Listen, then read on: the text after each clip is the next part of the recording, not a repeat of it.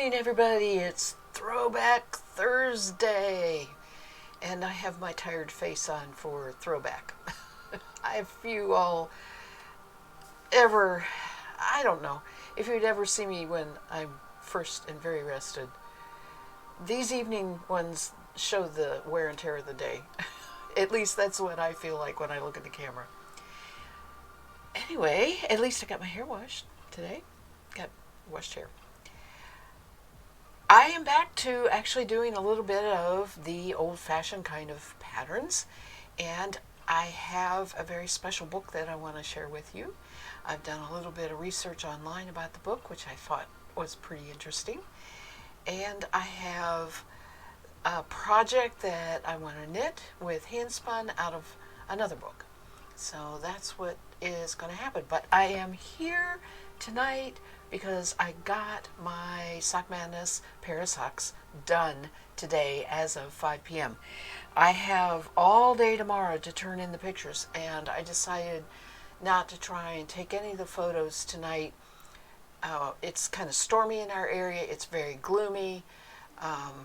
So I would like to see if maybe I get some daylight tomorrow, some nice sunshine to take the pictures with. But they are done, and I am very happy with them. I'm very pleased I got them done. I have no idea if they'll find something wrong with them and say, just be a cheerleader, which, whatever. That's fine with me. So, hi, Mass Bandit. I'm tired tonight. These evening ones are harder on me. But we're going to get going here because I have a fun book to show you. Let me get my button pushed. Oh, not that book. That's later. Always look at your camera first before you start streaming. This is a little booklet that originally cost 10 cents. It is from 1958, although it's not marked in the book. I had to do a little bit of research, and whoever put on the internet connected with this book that it was 1958, I'll take that because it looks it, doesn't it? It looks it. And the reason this one is so special to me, I just don't even remember where I got it or anything like that, but it is Adventures with Kentucky Yarn, and I live in Kentucky, and I know that's why I got it if I bought it. If it came down to me through my grandma's things, I don't remember. I'm not good at remembering what came from her and what I've actually found in various and sundry Goodwills and things like that. But I loved the fact that it's Kentucky Yarn, and they got their horse down there, of course, because Kentucky's all about horses. And the reason it's called Kentucky Yarns is because there was a mill in Maysville, Kentucky, that was open for a long, long time. And they produced, the name of the mill is back here on the back. It's called January and Woods Company. That's January like the month and woods like the forest.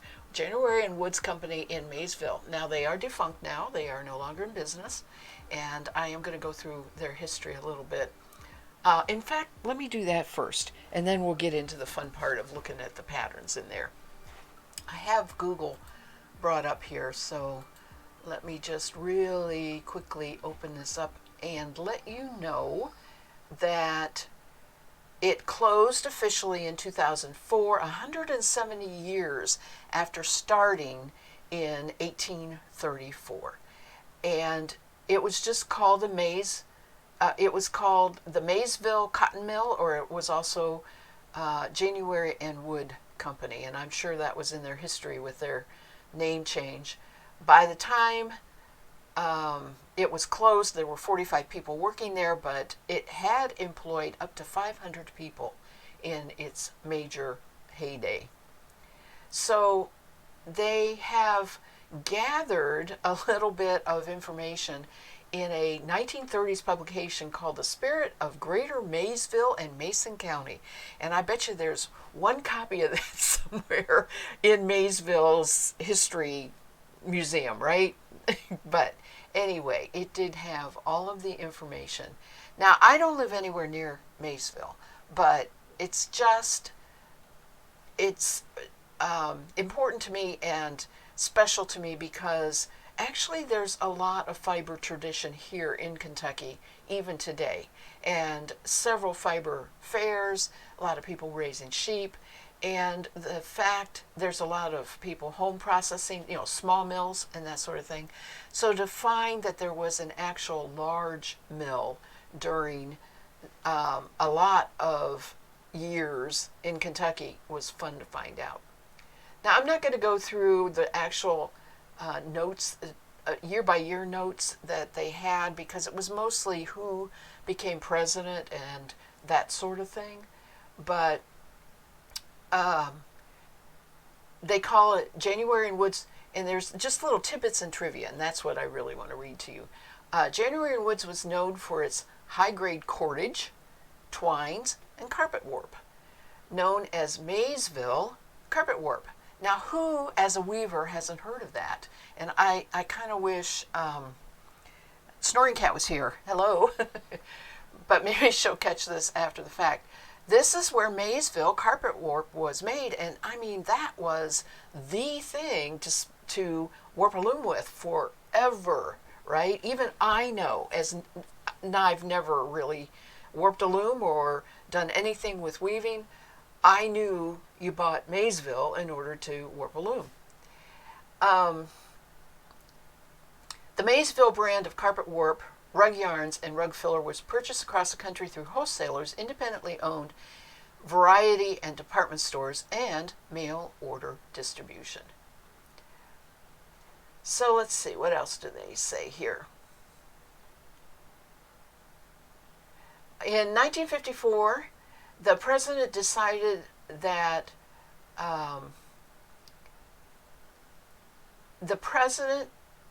according to a letter written by the president to Sears and Roebuck, about 1915, Sears first listed Maysville carpet work and rug filler in their catalog in the domestics department. So it was sold through Sears and Roebuck, and they were the first large retail firm to offer the carpet warp direct to the weaver in one step from the manufacturer. This catalog listing was an immediate success. About the middle 1920s, when Sears retail stores were first opened, distribution to an even greater number of customers was put into effect. So it looked sounding and looking like the heyday of the Maysville Cotton Mill, the January and Woods Company, was, starting in the 1920s. Business was booming, right? It does say that the mill was in operation through the Civil War, the Spanish-American War, World War II, World War I, got them out of order, Korean conflict, Vietnam War, Desert Storm, Iraqi War, plus other military conflicts. Now, I'm not real sure of the significance of that, except that maybe they were not affected by the wartime shortage of men and women worked in the mills. It doesn't really go into why. And as I said, these are tidbits and trivia, so that might be interesting to somebody who is a war buff. Another tidbit, Andrew Jackson was president when the mills began operation. George W. Bush was president when the mills ceased. So you can see that span of 170 years. It's significant, right? During the Depression, what does businesses do during the Depression?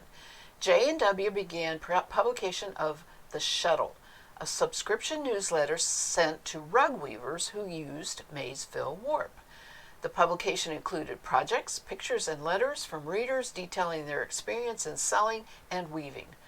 The Shuttle was in existence until 1965.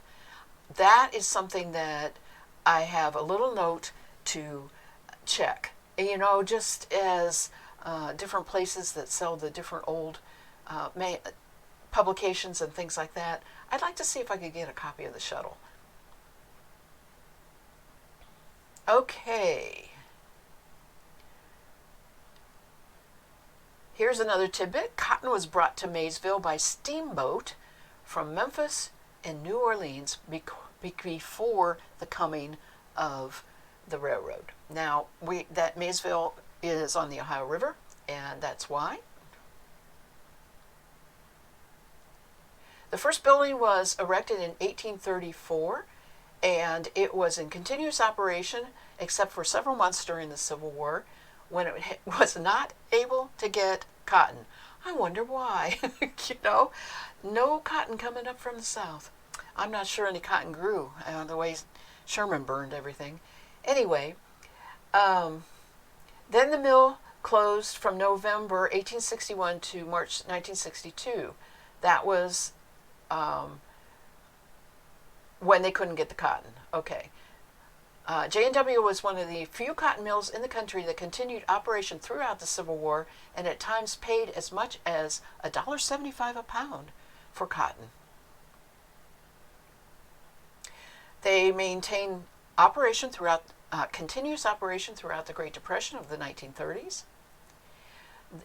There was a major fire in 1915 that destroyed a cotton shed and an ironclad building adjoining the mill on the north side. 400 bales of cotton were consumed in the fire. In 1918, they got electric motors in the mill's powerhouse, which provided electricity for the mill. Maysville Gas and Electric Company operated the powerhouse. Okay, during the 1930s, that's Depression, annual pay was approximately 150,000 and 5,000 bales of cotton were consumed per year, weighing in at about 2.5 million pounds and producing in excess of 2 million pounds of finished products. So they have a 0.5 waste just like us spinners, When the U.S. Postal Service banned the use of string on packages and butchers stopped using it to wrap meat because of the invention of Scotch tape, the loss of product sales impacted their business. And that was a last little bit of tidbit is a second. A story is that Chicago police solved a murder by tracing the piece of string used to kill the victim back to J&W, who in turn provided authorities with the names of his customers in the Chicago area. Isn't that neat? That's pretty cool, isn't it?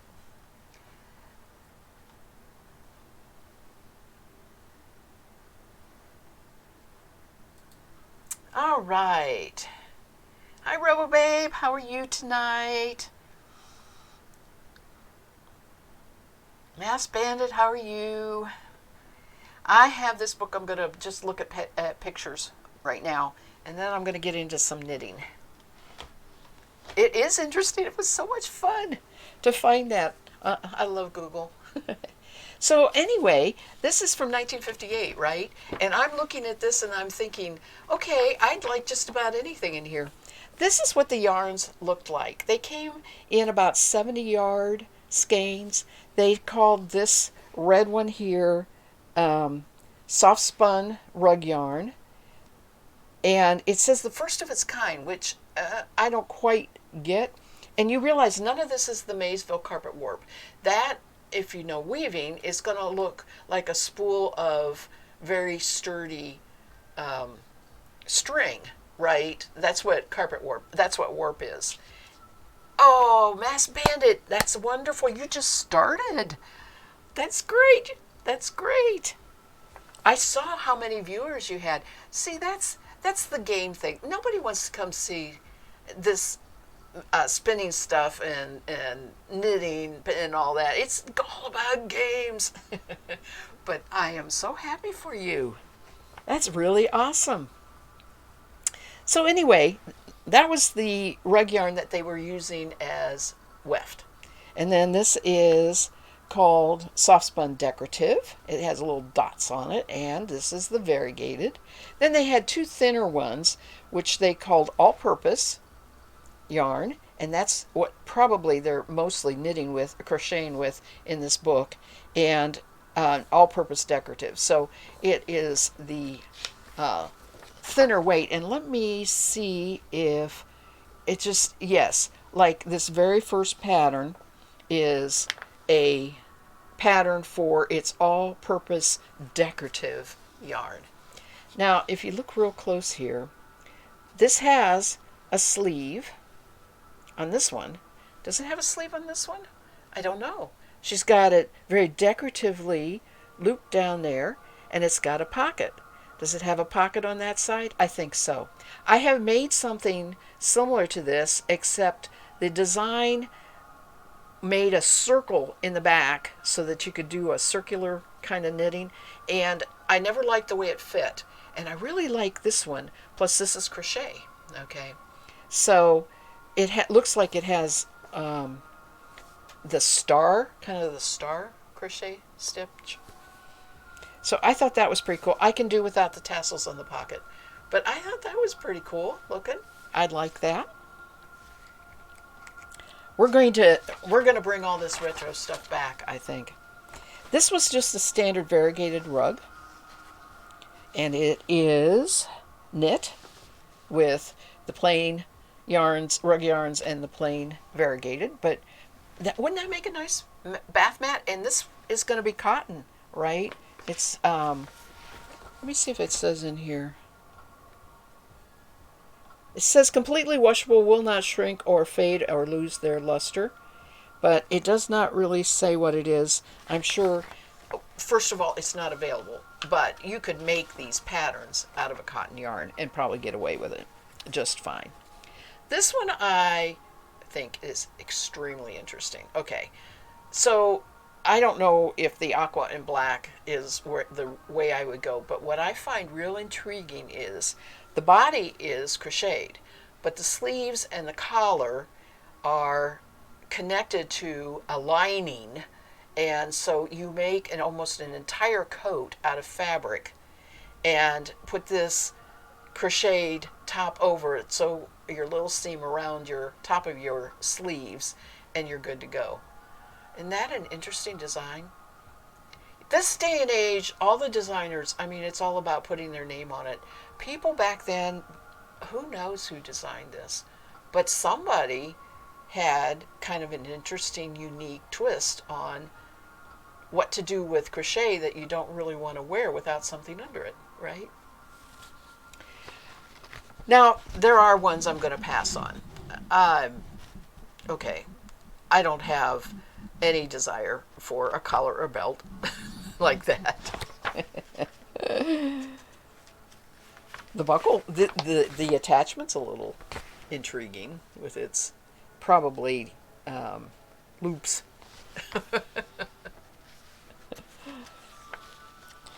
Here's a standard baby soaker top. You know, that's very standard. And these are standard placemats, coasters, do cross stitch. The word, somebody help me, the word has escaped me here, where you do it on top of your knitting. You don't knit that in, you do a cross stitch on top. This is their center spread. Okay, the center fold. There's your center fold. Very bland in many ways, but I like this oval rug. That's a chair cushion. I'll get to that here in a minute. And this is another one somebody's being really intriguing. They say that this is a cape, a peplin, or an apron. Okay, this being the peplin, right? Nobody wears peplins anymore. I mean, that was a fashion thing. Almost like ice skating, you know, ice skating kind of outfit. But you could make it smaller and have an apron. All right. Not my cup of tea either. The hat isn't either, but that bag is kind of cute. And I think that bag would be kind of interesting. And see, part of what I'm really liking, now I don't spin cotton, but there's no reason all of this can't be out of hand-spun yarn that is of the thickness that this calls for. And this does call for the soft spun.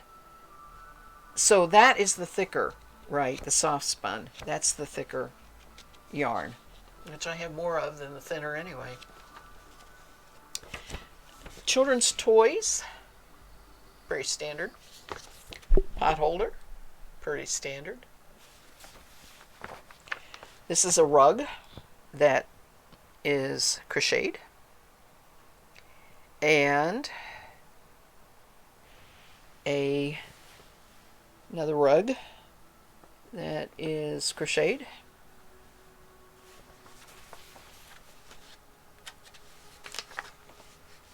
This is the tie-on seat. Not a bad idea. I don't really have a way to tie. Okay, so that's the back. Those would tie back to the rungs. And my chairs are more square than round, but I know there's a lot of like bar stools and things like that that are round, and that'd be a pretty good pattern for that. I thought that was neat, especially to do that kind of dark and light, or do a variegated color like that. And speaking of variegated, I do like that carpet the best, and it uses the variegated yarn, and it is crocheted. Got a fringe stole, and that pattern is really standard. That's it. Here they are, Kentucky yarns, blue ribbon winners from the bluegrass country. Love it, love it, love it, love it.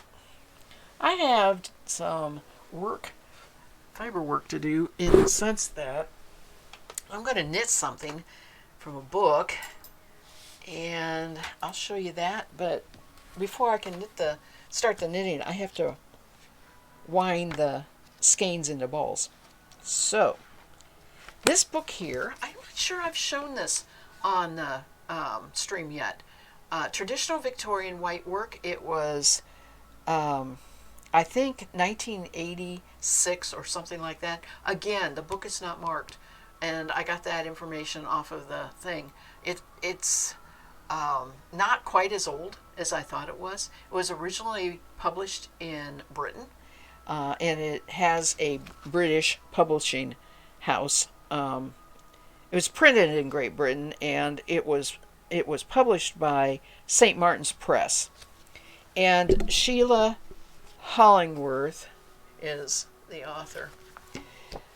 And it really is, okay, see these wonderful patterns? It looks like all these other old books that they have, but they are focusing on this white work right there. And if you look real close, see that teapot cozy? That's what I'm going to make. But we'll thumb through this a little bit just so that you can see. Got an amazing bedspread that is knit. I like that because that's why it's so heavy. Can you imagine how heavy that is? It takes 36 balls of a number 3 cotton and double pointed needles. It's 60 inches wide and 80 inches long. So I think that's a standard bed. They have another one that has a different leaf pattern. I always thought I wanted to make a bedspread like this. I'm kind of beyond that right now. Not thinking I'll ever do that. But I'm not going to say never. Never say never. So most of this in here is that kind of thing. And you have a few of these, which is very similar to what I have been showing in other books. Okay. And this is the teapot cozy. It's called a pleated tea cozy. And that's knit. And the knit stitch makes that pleating. So I think that's going to be really interesting. And the last thing I want to show you is, just because I am so in love with the idea of having lace on my linens. I guess I'm a Victorian at heart, and to see this beautiful knitted lace, like to put it on a pillowcase or something like that, just I want to do it. I want to sleep on that kind of pillow, right? I happen to be married to a man who would have no interest in that at all. And I have to tell you, I have a little aside story about that. I was talking to one of my friends about a crazy quilt. Okay. Because I have an old one that needs repaired, and she has an old one that needs repair. And the fabrics, what needs repair is where the fabric is disintegrating, and they are from long ago, right? They're not recently made. And I said, I wonder if the fabrics, if it would be worth looking at this together as a project and making two smaller ones out of what we have, or seeing if we can repair, just compare the two. And I haven't had a chance to do that because we no sooner made that plans Christmas of 2019 and didn't get together that we were in quarantine and couldn't go get together. So that's on the agenda. But anyway, she was telling me that she has another quilt that I told her I wanted to see, because for the longest time, she couldn't figure out what was on the quilt. So it's a standard quilt, and one side is all the pattern, the other side's all the pattern, but up there by the top is this big square. And I am dropping screens, so sorry about that, folks. There is stormy weather in the area, so if I go poof, just say Mary met and we'll come back later another day. Anyway, she could not figure out why there was one solid square up there. She thought maybe they had patched it or something like that, and got to talking to a historian and they said, there was a tradition of doing that on quilts on the man's side of the quilt, because his beard always was outside the quilt and would get the quilt very dirty in that spot. Have you ever heard that? That is such a neat story. Whether it's urban legend or whether it's true or not, I just thought that was amazing. Yeah, somebody got extremely tired of having to wash the whole quilt for this little square area, so you could just take that off, put another one on, right? But I dream of having knitted lace edgings on at least a pillowcase, and I'm going to solve that by making more special pillows, not night sleep pillows, but decorative pillows, and put the knitted lace on them. I like knitted lace better than crochet. It's not a fact that I like to knit better than crochet. It's a fact that I just like how they look better. And this one right here is just about the epitome of what I love right there. All right, I'm done yakking. Let me mark my page and take a quick break here. And I am going to wind some skeins into balls.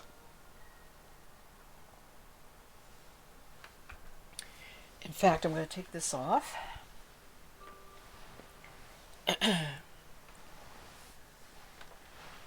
I don't know how much of this you're going to be able to see, but I got to do this. I haven't had time to do anything up till now, so we'll see what I can get in the camera.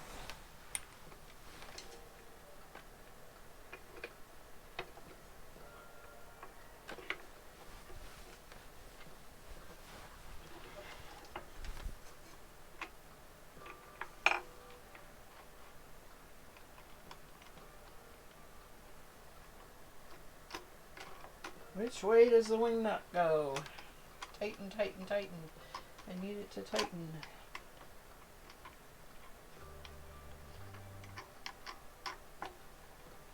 There we go. You like bobbin lace. I put it on handkerchiefs about 30 years ago. Yes. Yeah, I got on your Discord, and I saw that you had a special channel just for bobbin lace, and since you made affiliate, I am so happy for you. Let's see here. We're going to give you a shout out.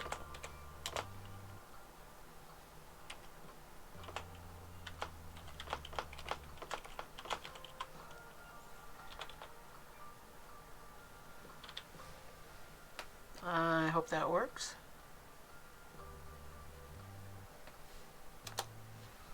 There we go. Hey, hi, Kara. How are you, Kara? You're working on a shawl stole using one of those old bedspread patterns. Oh, that's an awesome idea. Thank you. I would have eventually stopped, right? I would have made about maybe a blanket size, but I might even have gotten tired of that and stopped and said, oh, hey, this is a shawl. That's an awesome idea. The only problem is the miles of lace edging. I can't bring myself to keep knitting. It's so boring. Oh, okay. Well, yeah, that would, I got you on that, and a pillow at least wouldn't be as bad, right? Yeah. You're welcome, Ask Bandit.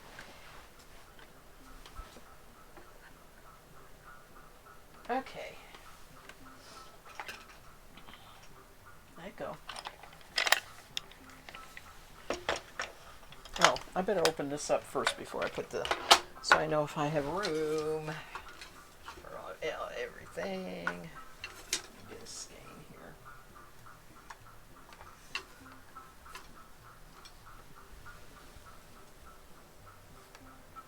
This yarn is so soft. This is natural colored brown llama. Llama.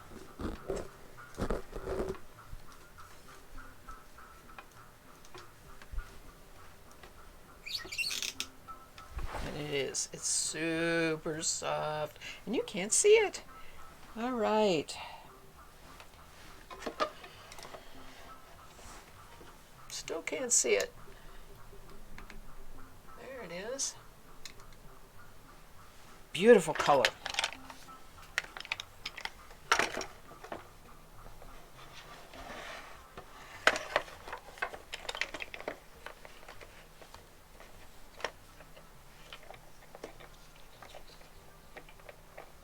So the pleats on the tea cozy expand and you see an inside color. And they say traditionally a lot of people just made it in white, but it's kind of interesting if you actually made it in two different colors. And the pattern is written to have a color A and B, so I thought, well, I'm going to do that. I got that a little too tight. It's not going to go around. There we go.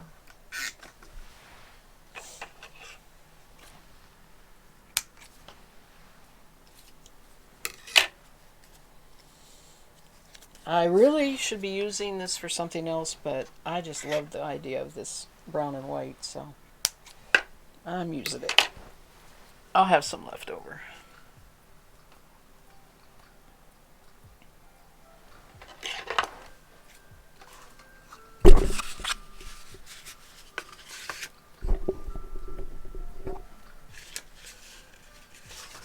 Let's go this way.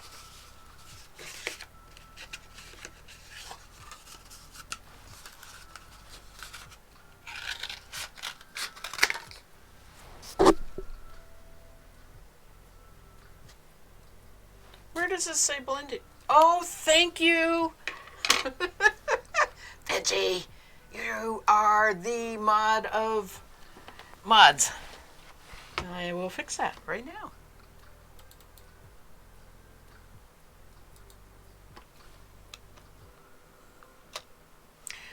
I don't even know what I'm going to put on there because the truth is I am just winding this yarn and then I'm going to be knitting. I can put eventually that I'm knitting. Yeah. Thank you. That's what I get for just zipping in here and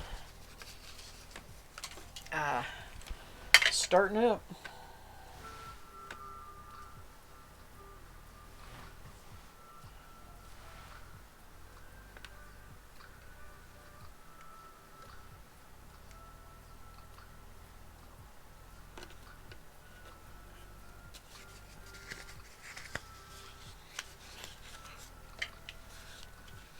I'm doing good, Veggie. I got my socks done.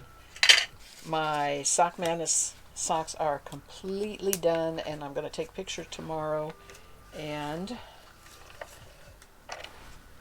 submit them.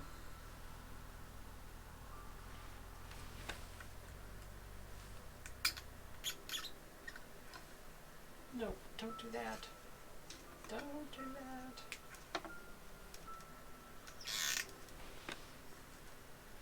Okay. Round and round we go. Oh, I need to.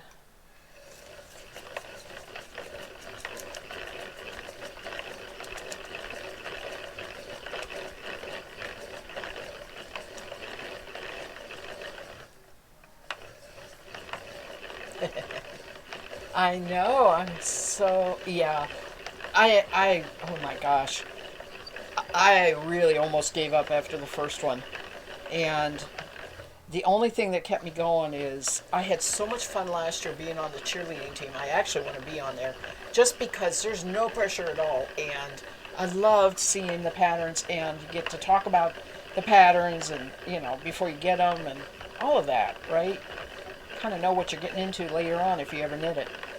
So anyway, I'm happy about that. No matter what happens.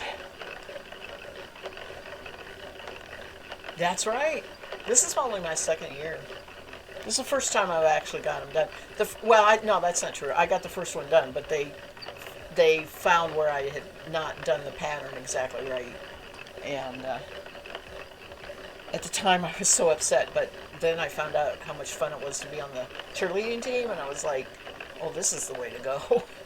I think they find that they're worried that a lot of people are going to do that that's all they want to do. And they really do want competitors, right? They want teams and stuff, so. But they can't be all that picky if they want people to be on a team. But I don't know. I'm not sure. I think I did everything right this year. Okay. One ball. Oh, that's tight on there. And there we go. Oh, that's so soft. Ooh. This white, hello white, is a breed study called Dor Galen. Dorgalen.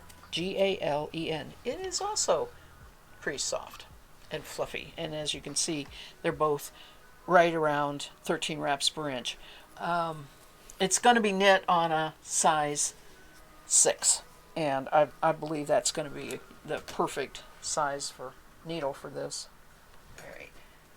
You are not supposed to get stuck on there. There we go.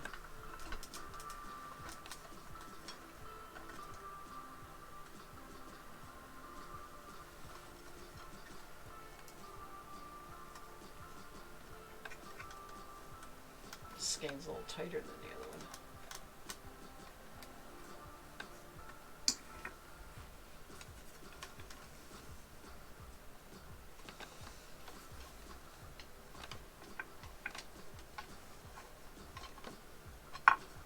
And with all that pleating, I said I won't use all that, but with all that pleating, I might. It might take up more yarn than I think.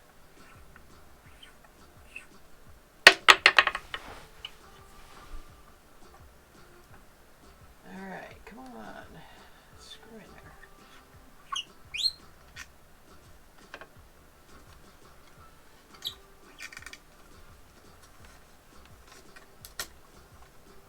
Well, this isn't happy.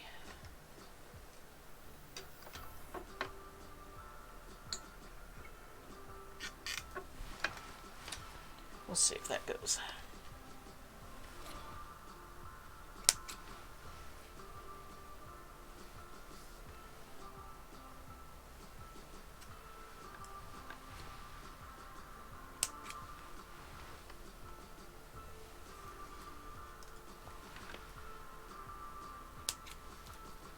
So I have 190 yards of this. This is a bigger skein. It's going to be a bigger ball. And I have, oops, where is it? 150 yards of this. This brown's 150 yards. I'm glad I didn't knock my camera off hitting that. I'm just hitting everything here.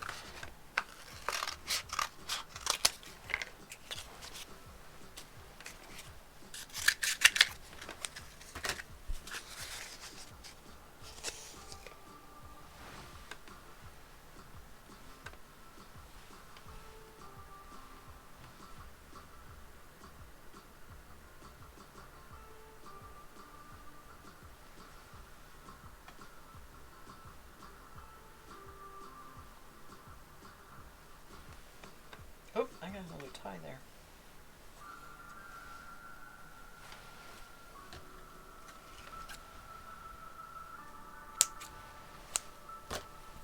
Okay.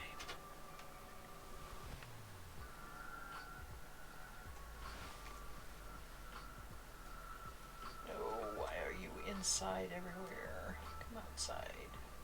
There we go.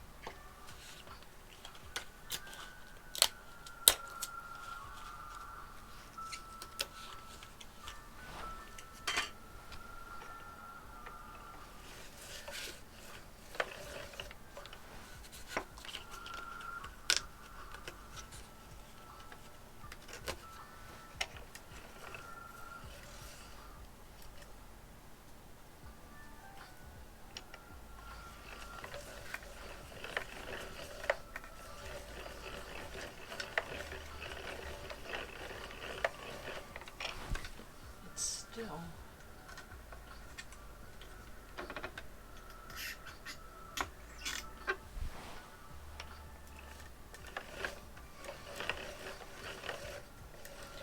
What is happening, and you probably see it pulling from the inside here instead of the outside. The skein is, I just didn't get it on.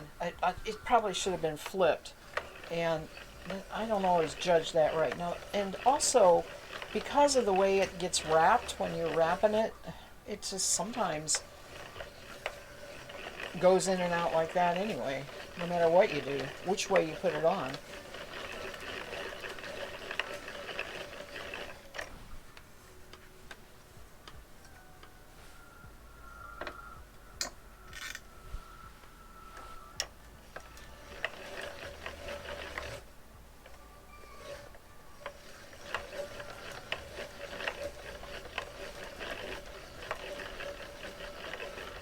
Why rolls and tape? I like something inside of the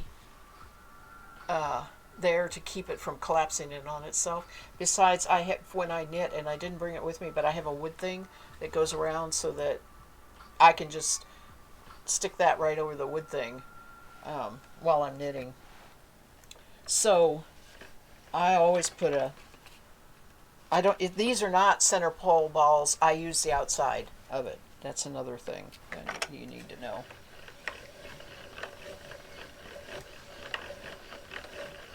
They could be used as center pole balls, but I don't want to.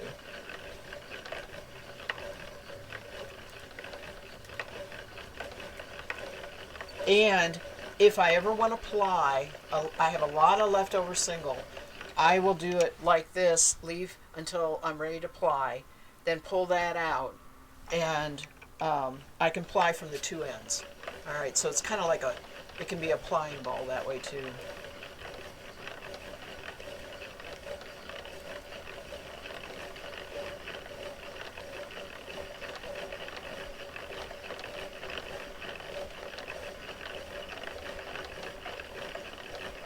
And when I made totally nothing else, but just because it made me think of when I was knitting the socks, I had the ball wound like this, and that ball was huge. It was 100 grams of sock yarn, and after the first sock was knit, And I was a little ways in the second. My husband, every time he walked by me, he said, "You're going to run out of yarn."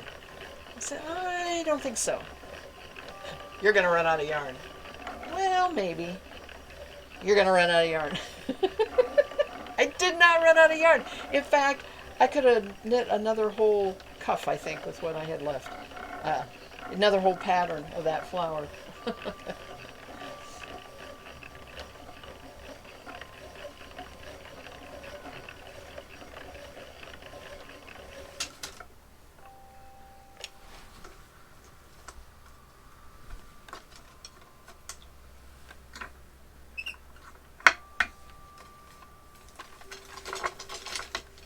All right.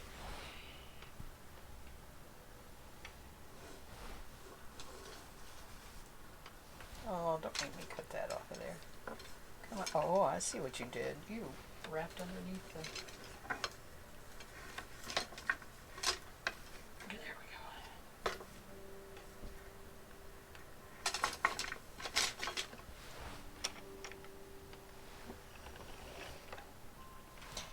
And another big bowl. There we go. So Ruth does backseat knitters. Isn't that the truth? He has no idea. He backseats drives too. He can't drive. Yeah, because I'm always driving, so he does the backseat driving too. Let's just say he's opinionated, right?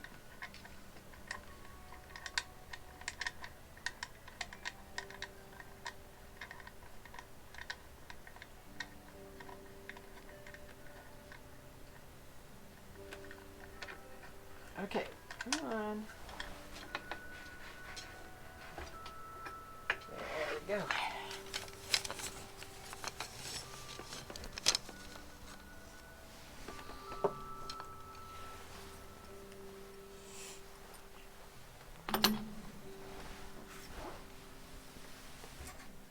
I could sit and do that all night.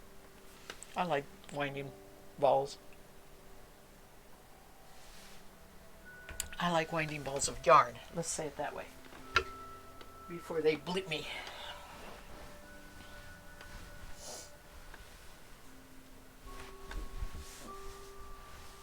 Okay, let's talk about this pattern.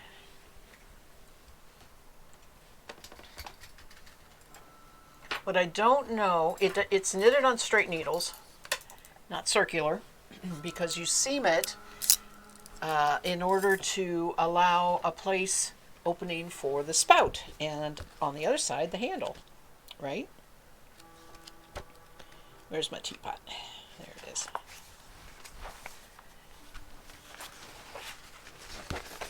So there's definitely a seam here to let the handle be accounted for, and then over here on the little spout, I think you cast on a few. If it's made the same way I've made other tea cozies, we'll see. But so therefore it's knitted flat on long circular needle, or on straight needles, and I didn't know whether, this is going to be okay, that size, or if I needed that size, right? So I went ahead and brought both. And to keep it true to what it looks like, I am going to do color A as the white. So that's the color that shows on the outside, and B is on the inside. And it says you make 2 pieces. And I don't know exactly what that means. Let's see. So you cast on, you work garter stitch. Everything's done in garter stitch.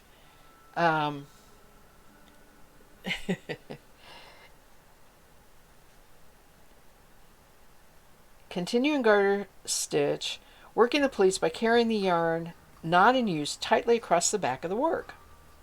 First row, you knit 1 of A, 8 of B, 8 of A to the last stitch, 1 of B. Twisting the yarns To avoid leading holes, you reverse that. 1 of B, 8 of A, 8 of B, 1 of A. Repeat the last 2 rows until it measures 6.5 inches, ending after a wrong side row. Then you shape the top with decreases. And it says join the side seams, leaving approximately 4 inches free for the handle and spout. Each opening, oh, I see what you're doing. You're just going to make 2 of these and sew them this way together, right? One's going to be for the teapot handle, one's going to be for the spout. So I have to make 2 of them. It's easy peasy. Okay, why am I doing this? Okay. If you haven't been catching any of the streams, and you probably have, but a week from today, 5:30 in the morning, I am having a total knee surgery. And I am only going to be in the hospital one night and come home on Friday. But I'm going to take at least 2 weeks where I don't stream. But when I come back, this is the project I'm going to be working on during the Thursday nights. I'm not going to be trying to focus on painkillers, coming up with things to teach, looking at old patterns. I want it all set up to go. I'll get on and chat. Every time I get on after this surgery business, it's just going to be easy chatting.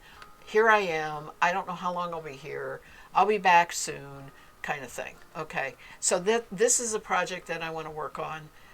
Usually Thursdays, maybe other times. And then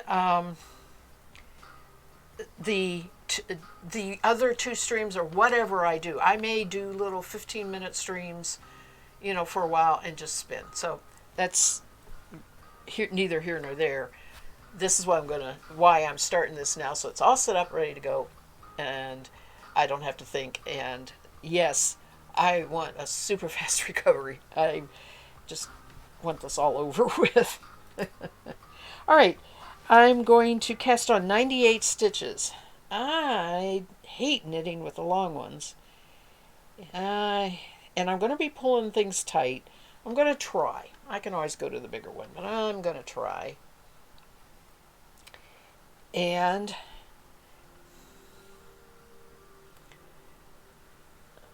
I am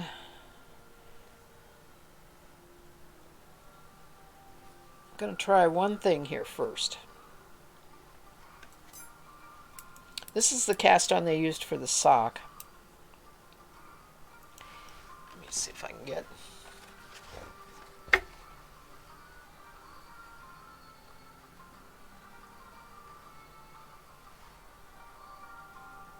See if I remember it.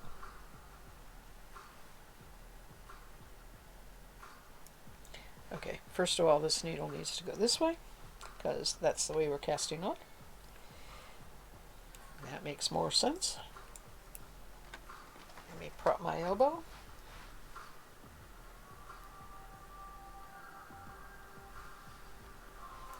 And it was...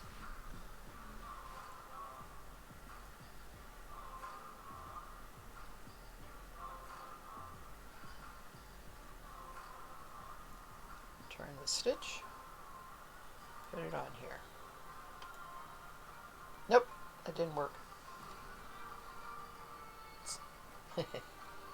Frame. Okay.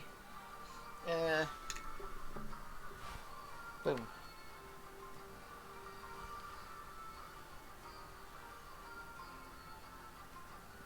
I may not remember this. I may not be able to do this. But the nice thing is that it's not long tail. You don't have to count. And get 80 on and it don't work. Alright, let me Google it real quick. All I need is a quick visual.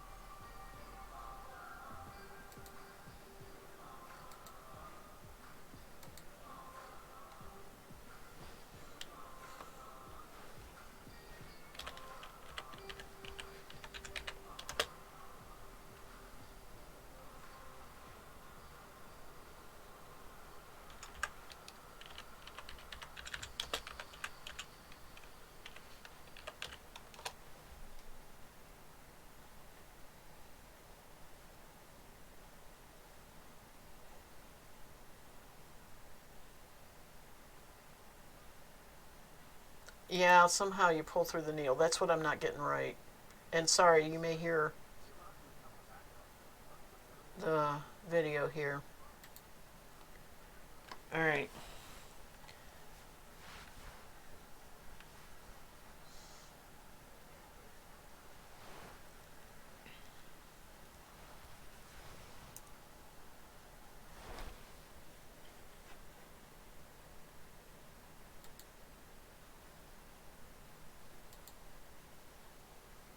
She's using a crochet hook, but all right, throw it, honey.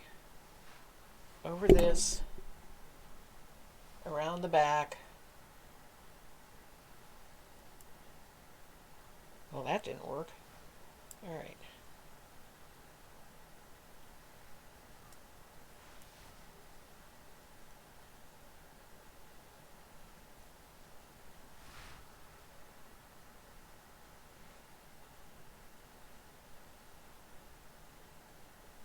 I wonder if I have to have a crochet hook to make it work. I didn't think I did.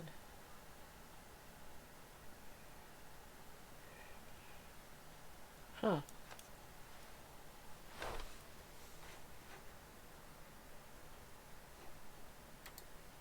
Let's see if anybody's doing it with a knitting needle here.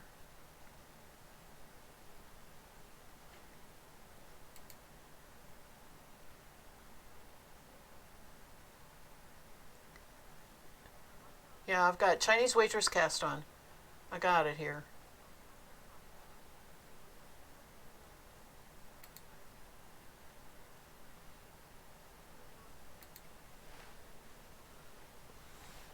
Okay. Yep. Just pulled it off. That's what it was. I didn't have my yarn underneath here. So you're going to go over, behind, pull it through, turn it,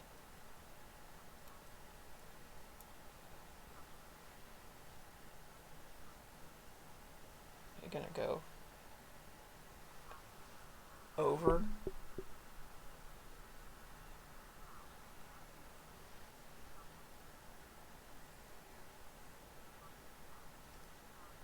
do one more. That's what I don't like about it. You have to do that over it. Yeah.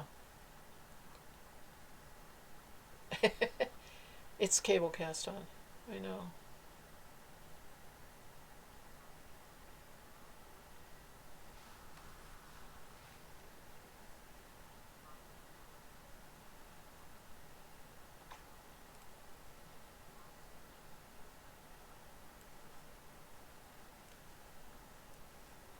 There we go.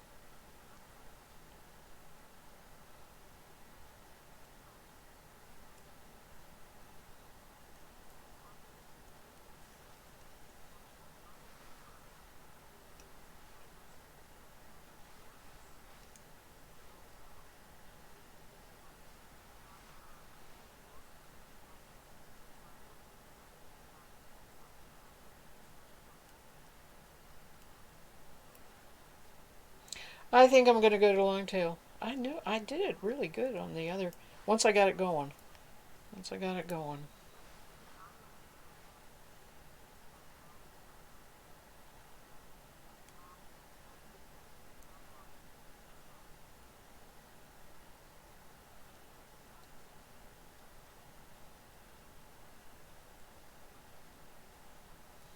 All right.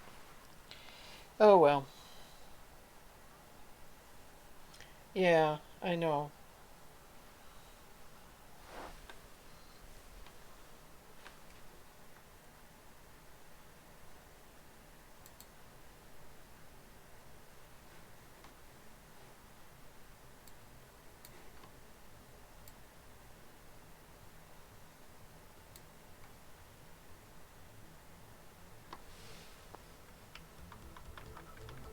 Okay. I'm just going to do.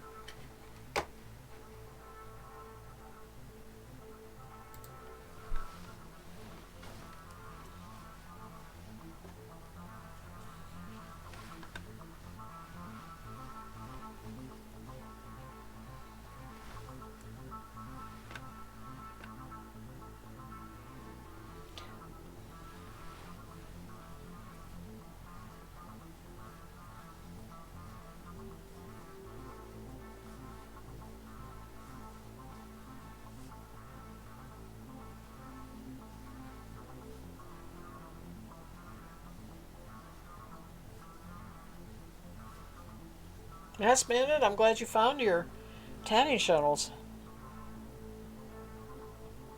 I'm just not going to tackle that for a few months.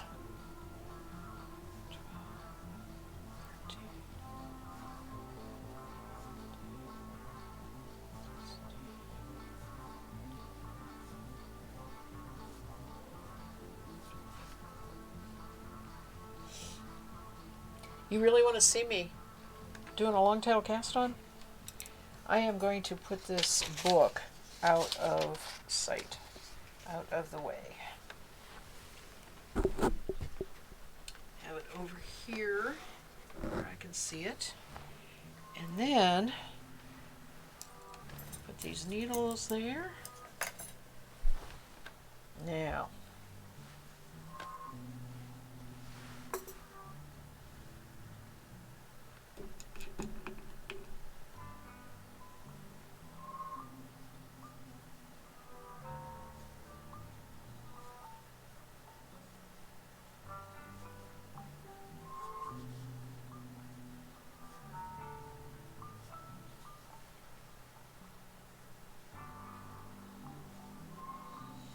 Now, just to keep this a spinning stream, the reason I don't like casting on is look at how it untwists. It's just taking the twist right out of my yarn. Now, fortunately, it has a long way to travel, so, it's not that big a deal, but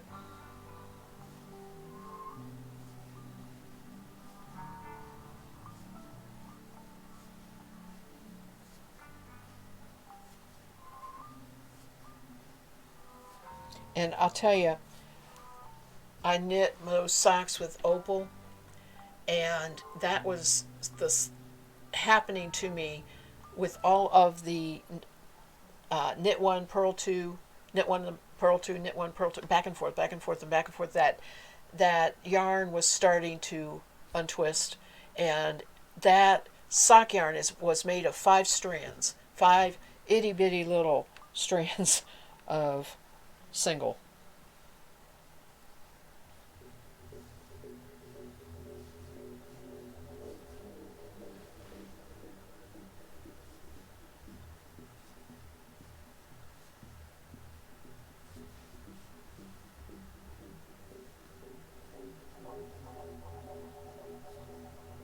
You're okay. I appreciate it. I just uh, totally, forget to look at what's happening up there. I'm pretty good about it when I'm spinning, but when I'm knitting, I'm more focused on right in front of me. Um, and I don't mind it at all, Veggie. Thank you very much. And there was something else I was going to ask you. Are you working on anything right now? You got any projects um, people want you to do?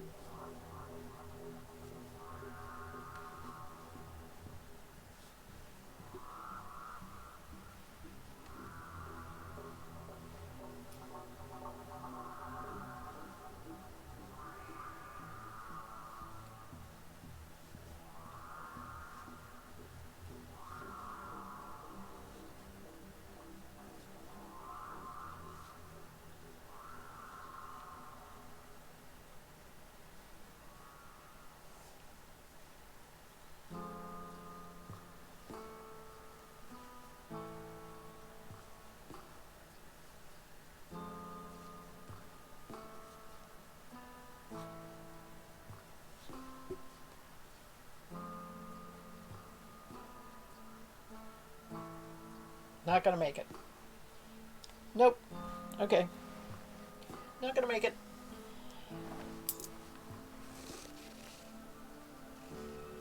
I do that all the time. Sure looked like a lot.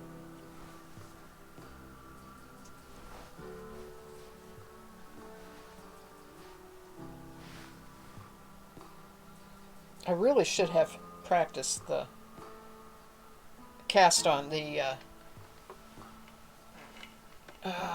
cable cast on, and done it on stream, but really didn't have time.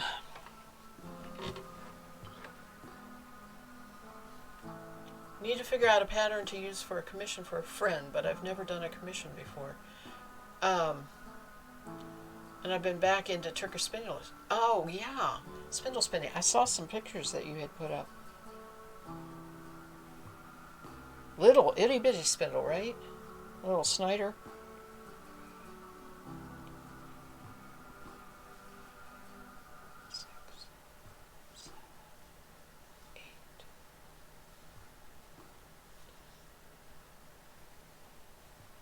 Yeah, so tiny.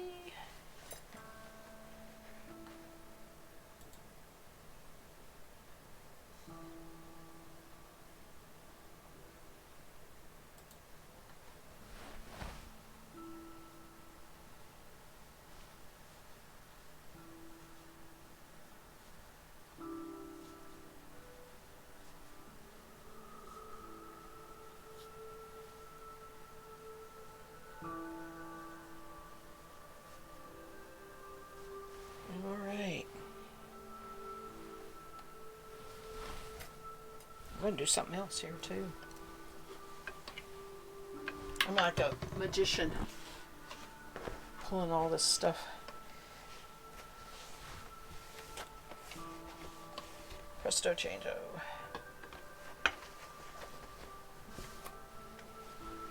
It's wrinkled.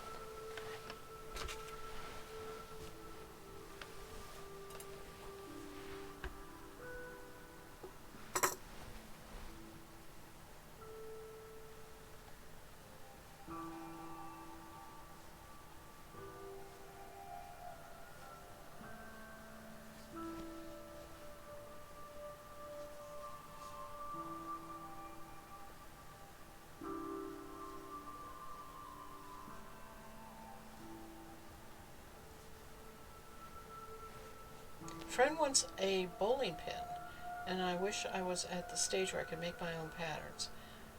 Can you draw a bowling pin? Well, you can trace a bowling pin.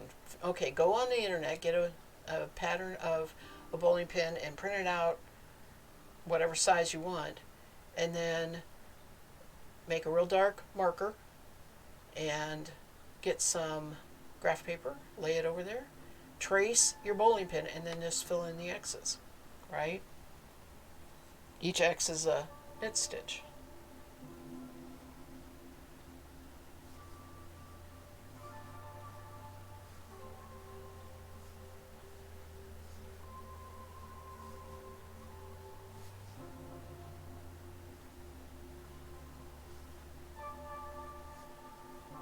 Your biggest problem is what size. Like, is this for a sweater, or is it like, itty bitty? Itty bitty is a problem, but yeah.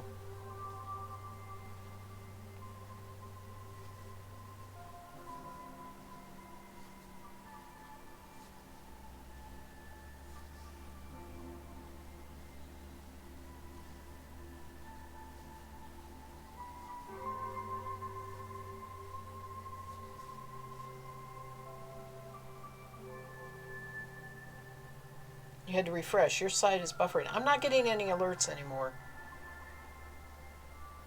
It could be Twitch. And the weather seems to have calmed down here. I'm not hearing wind and storm anymore.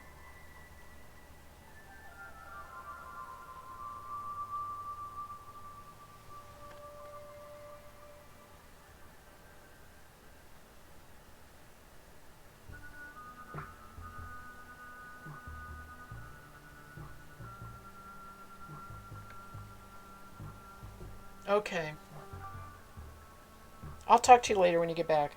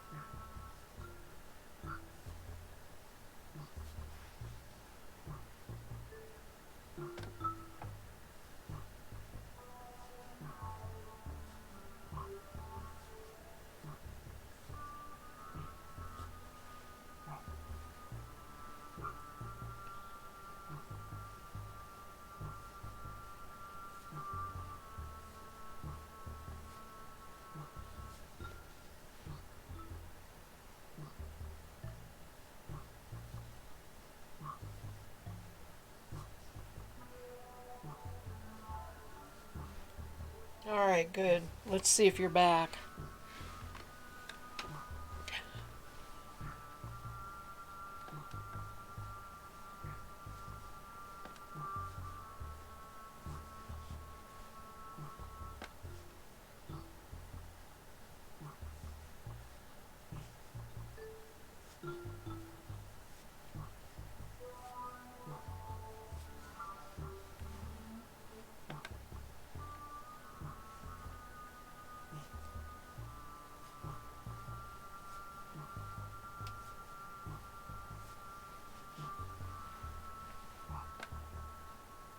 All right, that should be 98 stitches.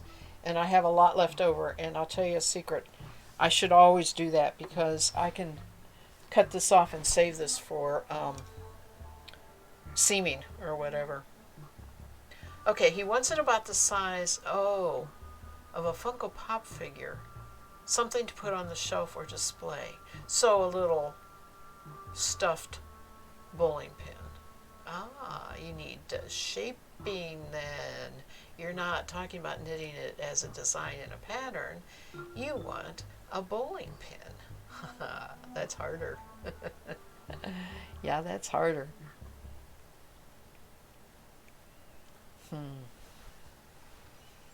Have you Googled? I mean, I bet you somebody's done it, but I don't know if that's what you really want to do, or. But you know, you could look at the pattern and kind of get an idea of what they're doing and make your own creation. What a friend! It's cool. It's a cool idea. It'd make a cool keychain thing too, wouldn't it? Now I'm going to knit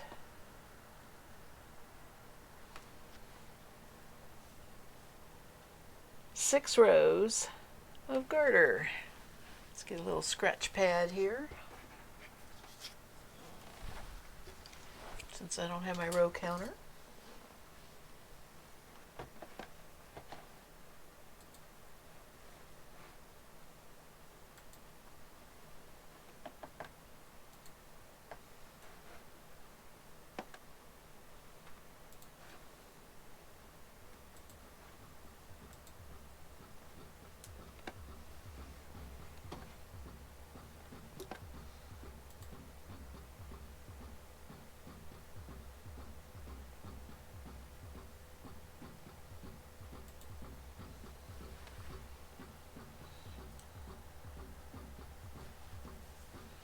And I gotta get more settled. I am sitting on the edge of my seat. You looked in Ravelry. Okay, found a couple. They're either too big or too small. Yeah. You talking maybe 6 inches? Oh, that's better. Get my back against the chair.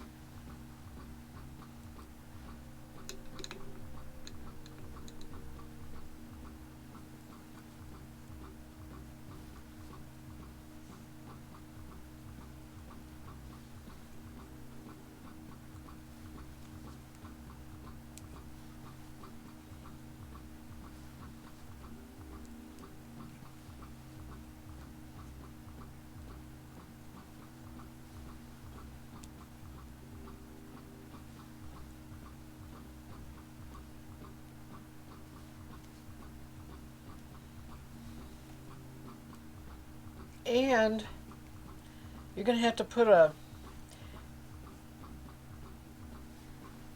oh, you know what I'm thinking of. You know those punch clowns where they have the base that is stabilized and it bounces back and forth? You need a stabilizer in the bottom there. Or good flat and a bit heavy. so it stands up good. And then you can make him a whole set so that he can do a little bit of shelf bowling, right? Oh, wait, no, then you'd have to do a bowling ball. Well, you could felt a ball for that.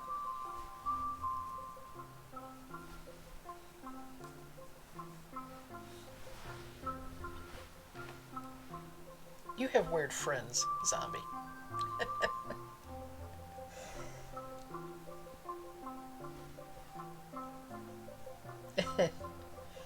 Yeah.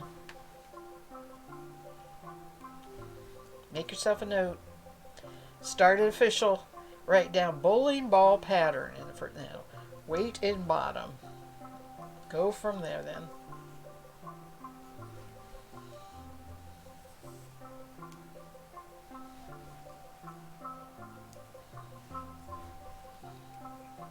Wonder which teapot this will fit. I have various and sundry teapots, and I have only knit one teapot cozy, and it did not fit every teapot that I own. They're somewhat, their size is somewhat a problem for some teapots. So I'm just going to make it and see if it fits any. His family owns a couple bowling alleys. It's been his life in a long time. Oh, absolutely, yeah, of course. I didn't think it was either that or he was a pro, or heading towards pro bowling.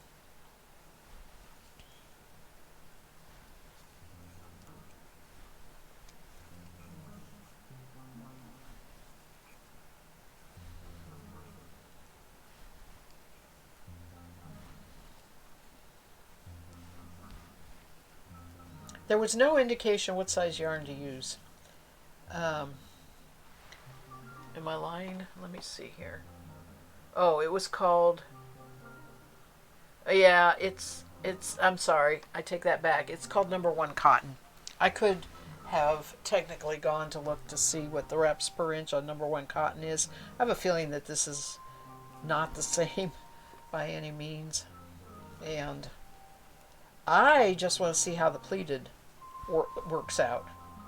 If it doesn't fit anything, I'm alright with that. I'll set it on the shelf.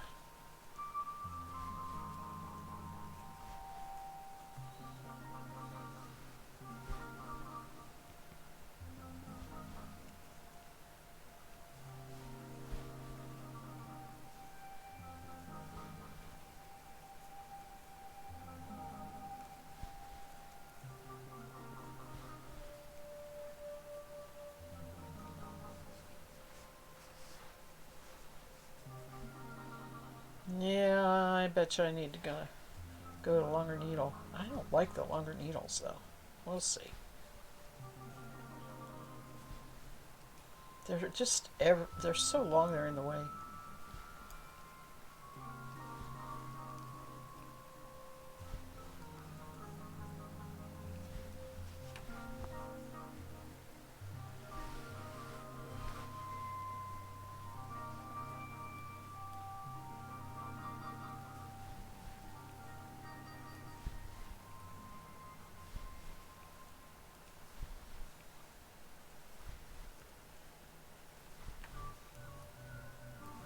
I'm gonna knit 4 rows and then I'm gonna see what I have per inch here.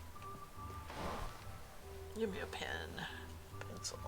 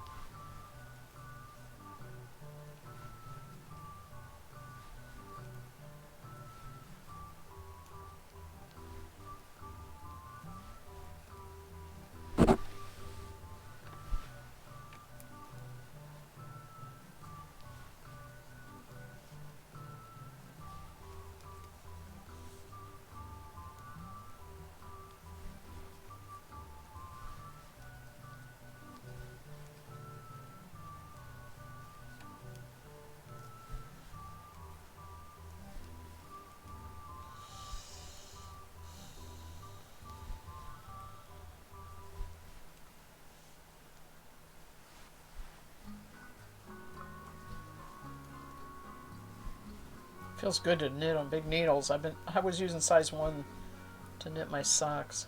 Size 1 double pointed. I was using bamboo needles. I swear by the time I got done knitting those socks, the points were dull. I had rubbed them dull.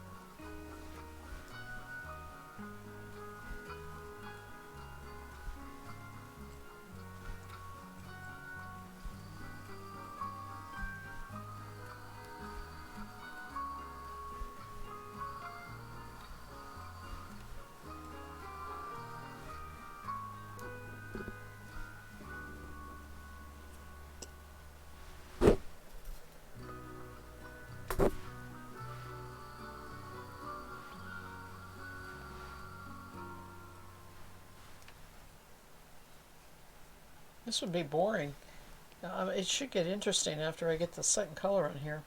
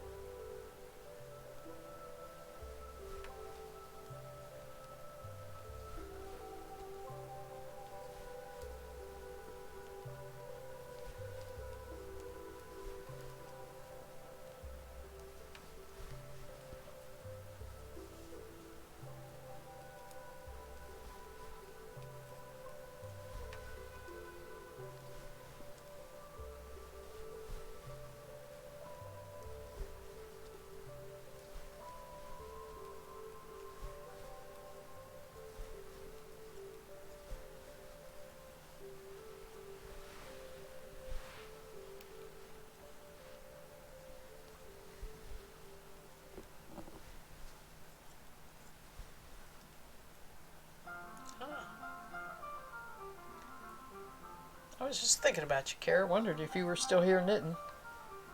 2/3 done with the first sleeve. I like this part when it's decreasing, the rows go faster. Yes, yes, yes.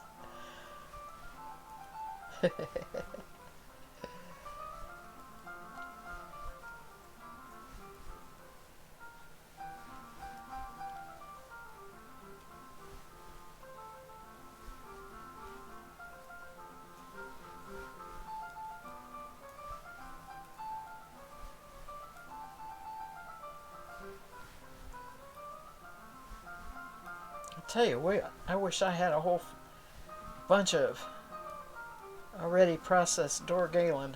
I just love the way this yarn feels. It would make an awesome sweater. I have no idea if I could find that or not. I got this from Britain. The, I don't know, 100-gram sample I had or something like that of the fiber. Just spin it.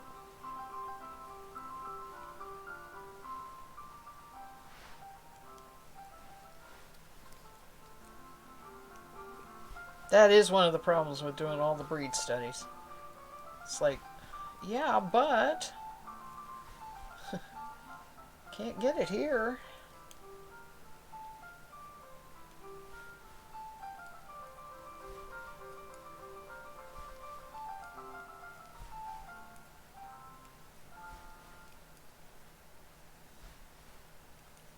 Yes, Sleeve Island.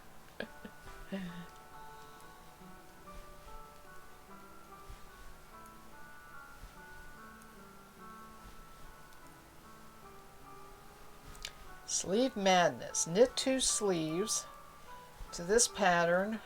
Once you're done, you get the rest of the sweater pattern.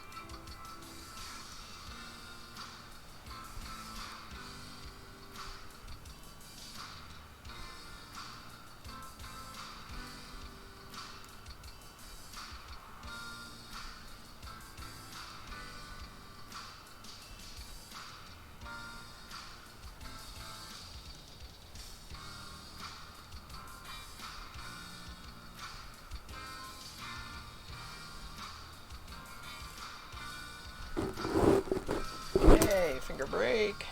Boy, that needle is full. Full. Oof. So sorry. I am so tired tonight, folks. I am really tired.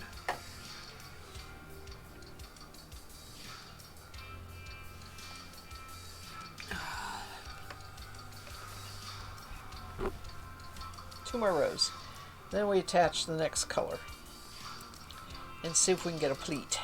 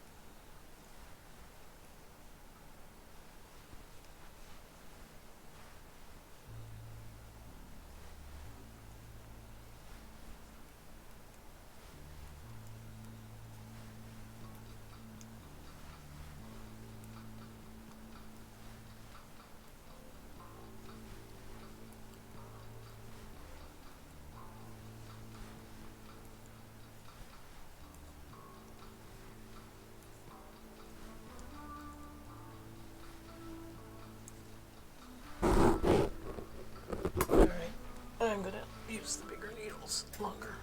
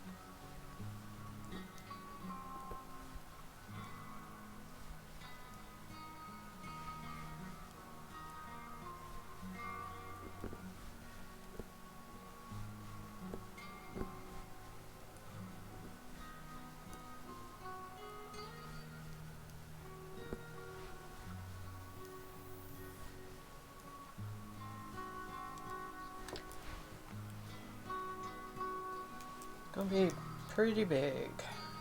I think I'm pretty off gauge here, unfortunately.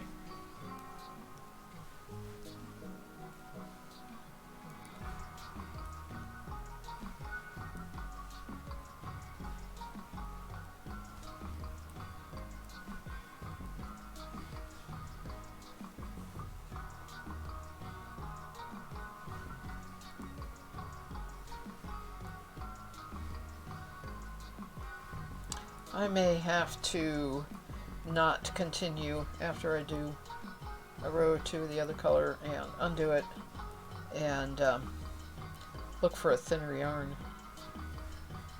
Two thinner yarns. I really wanted wool.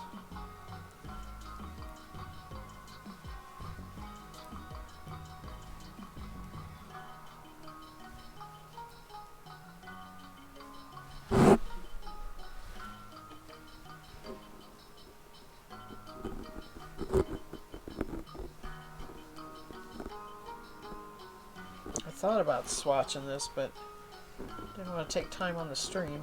Of course, didn't do anything because I was working on the sock.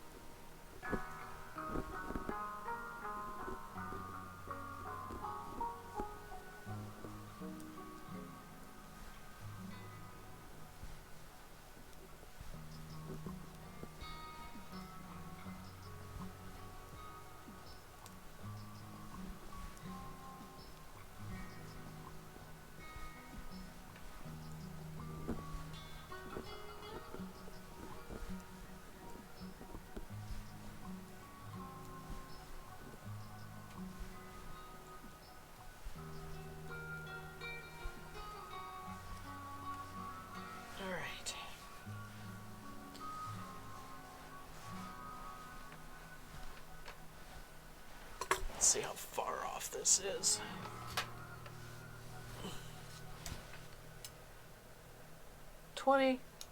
4 inches is 20 stitches.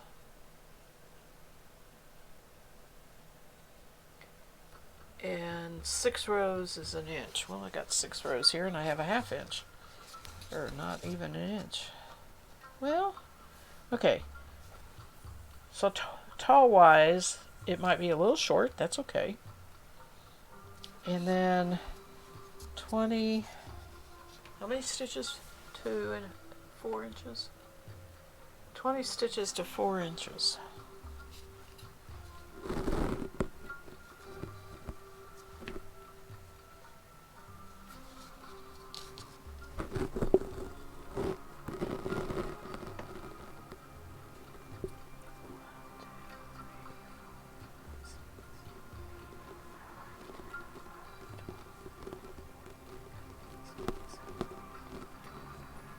I have 21 stitches. I cannot believe that's going to be that big. And they were making that out of cotton. All right. That's encouraging.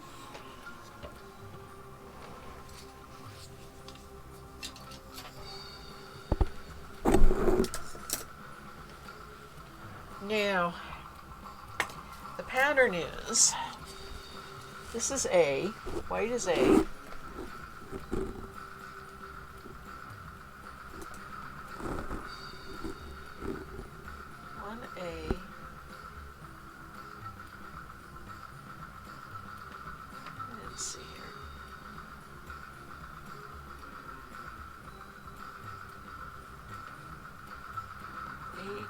B, 8A, 2,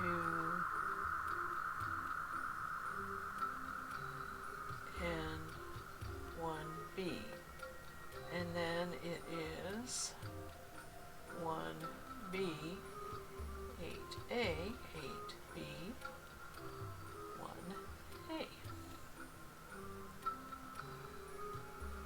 Until it's 6½ inches.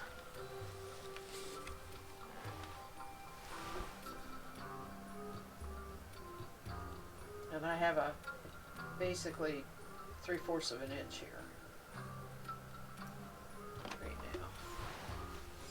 Okay.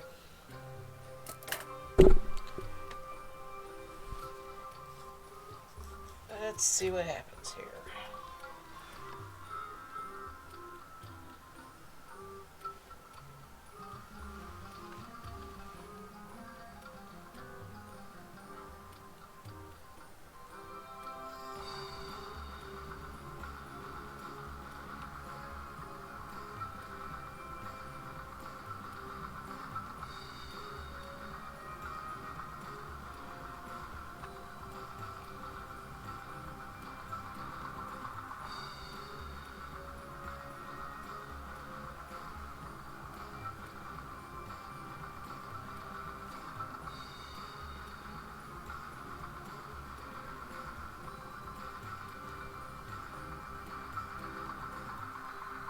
At least there's not a lot of ends to fit in after this one.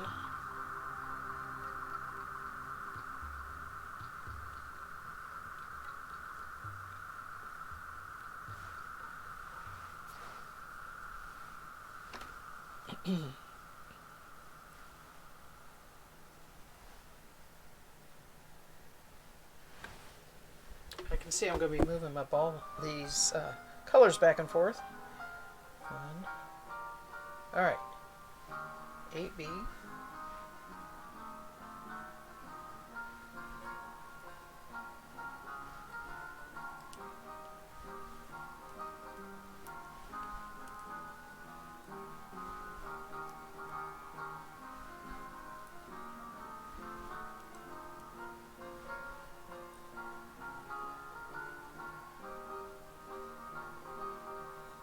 You have a long float. You start the next color.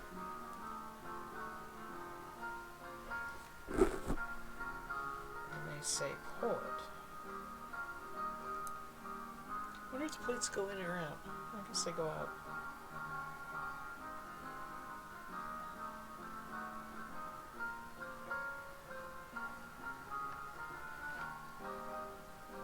That's about as much as I can pull it.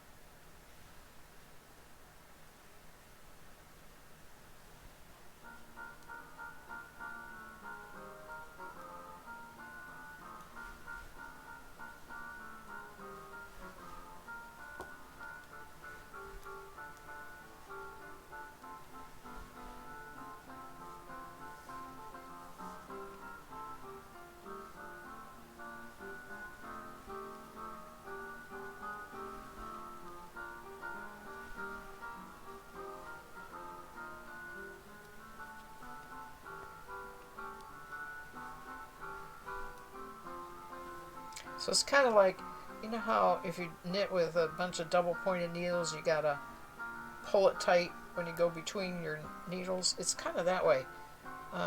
Pulling that first knit of the 8 as tight as I can.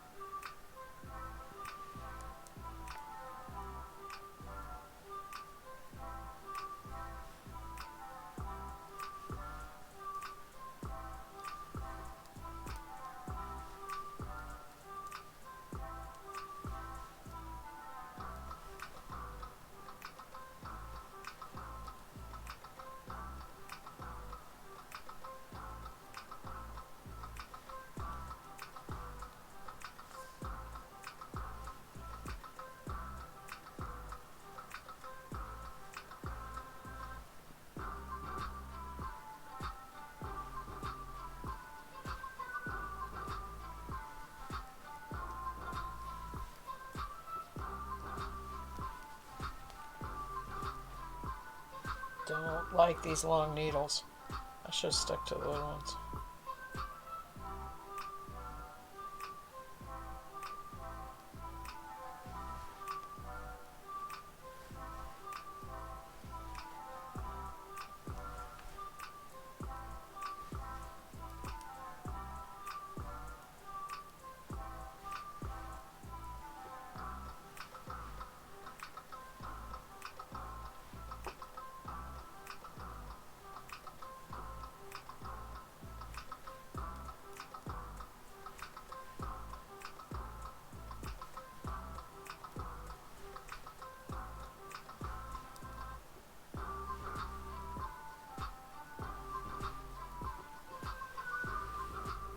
Yep.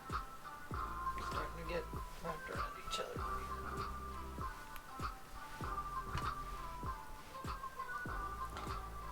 Alright, 1, 2, 3, 4, 5, 6, 7, 8. 2, 4, 6, 7, 8. One more.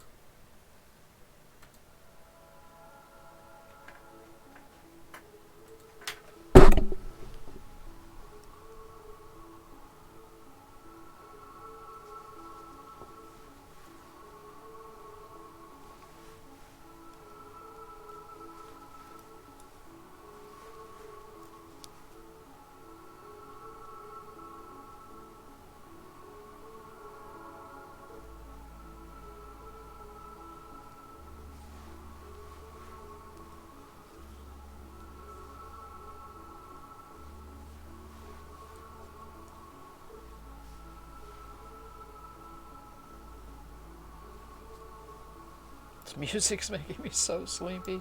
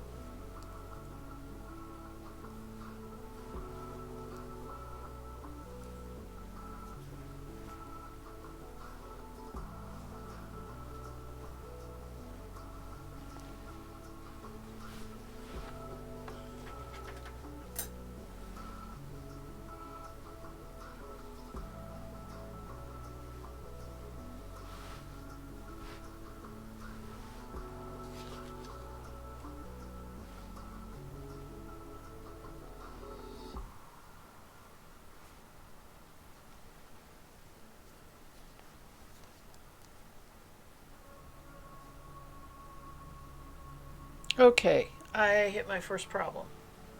How in the world do you keep your floats? Can you? Okay. Working the pleats by carrying yarns not in use tightly across the back of the work. I'm on the back of the work.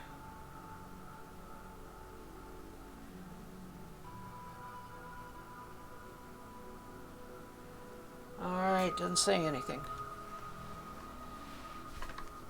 So I don't know whether the floats go on both sides.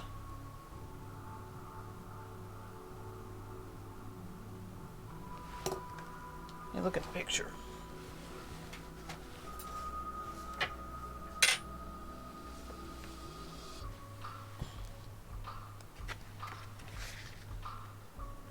Oh, well, the picture's done in white, so I can't tell.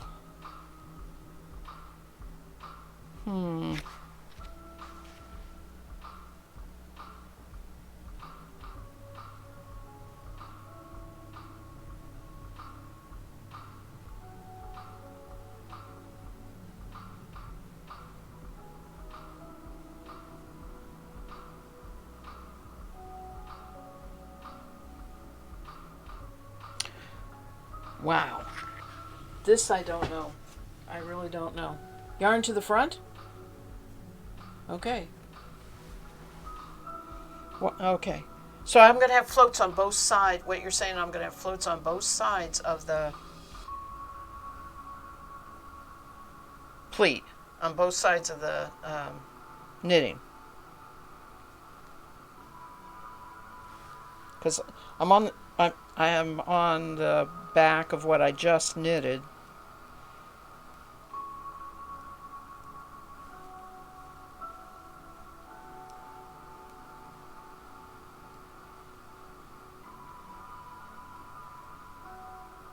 Your float should only be on one side. Yeah. Yarn to the front is what you meant. Yarn to my front as I'm knitting. Okay. All right. So I need to wrap.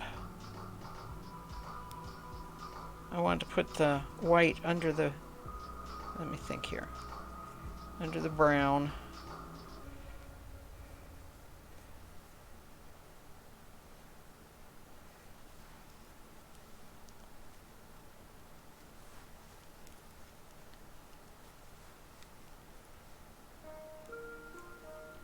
Oh, wait, but I need the brown in front of me.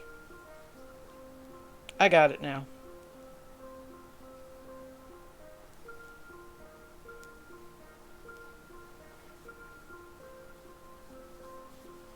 That's what they mean by twisting it. Okay, brown's in front.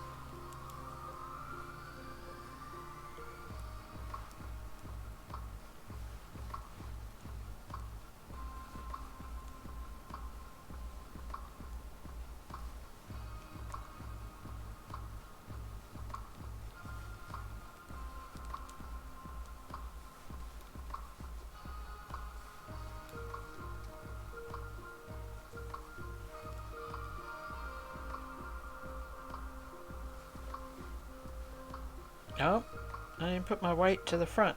Okay, this is going to take me a minute to figure out here.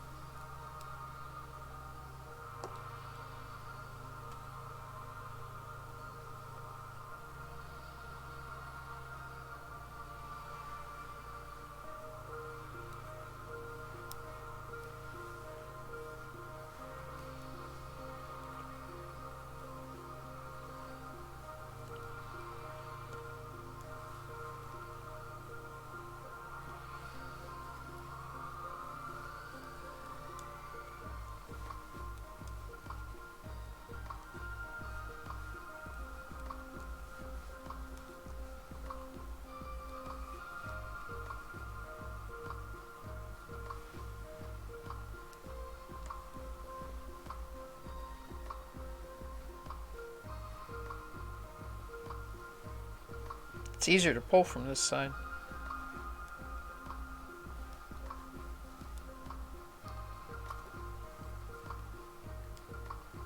Oh God, I didn't purl that, did I? No. I'm so used to purling on the wrong side.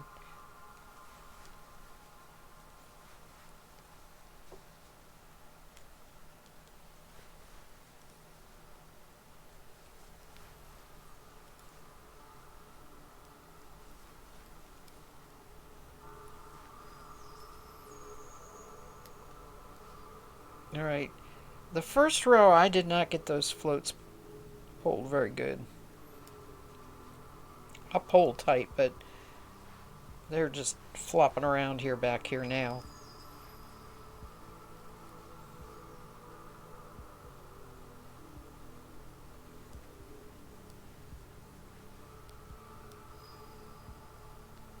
I suppose it takes a couple rows to kind of get it tightened up.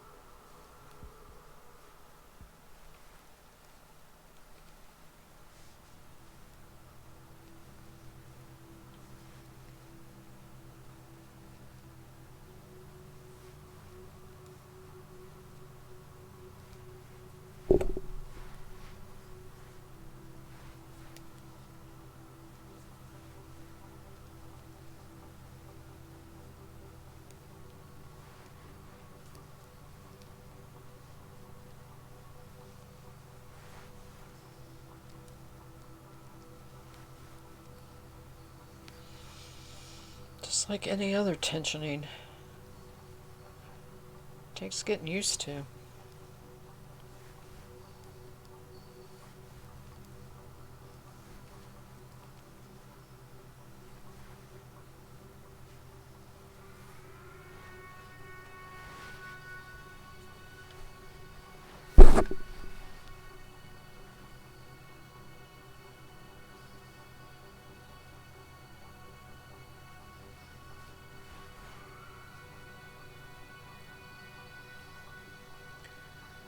Oh, I am reaching my 2-hour point here. I'm going to have to probably stop.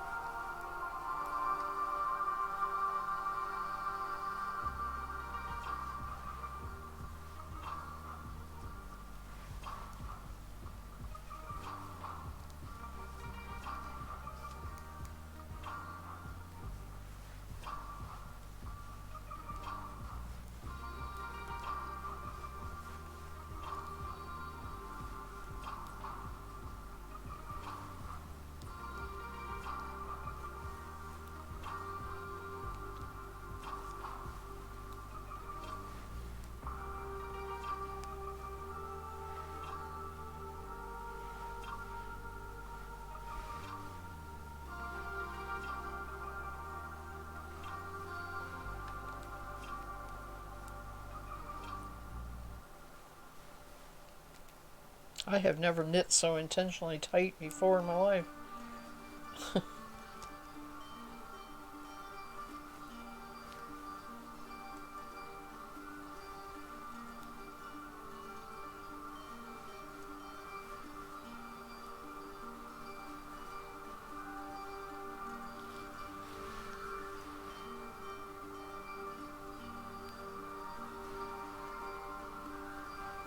Okay. Shoo.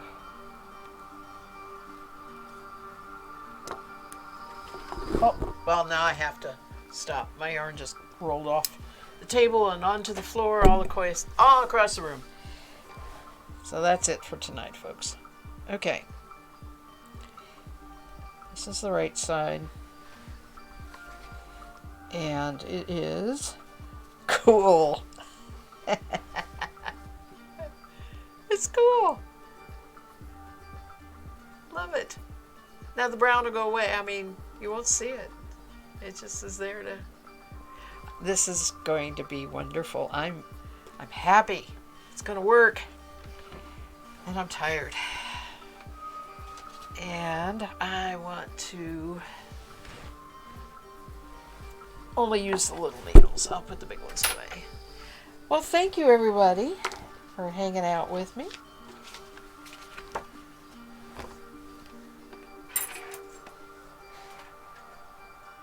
Oh, man. Let me see here. What do I want? Yeah, I'm going to call it a night. So, I'm going to be back Sunday afternoon, spinning fiber. So, I will see you then, and you all stay good, stay healthy, and happy spinning.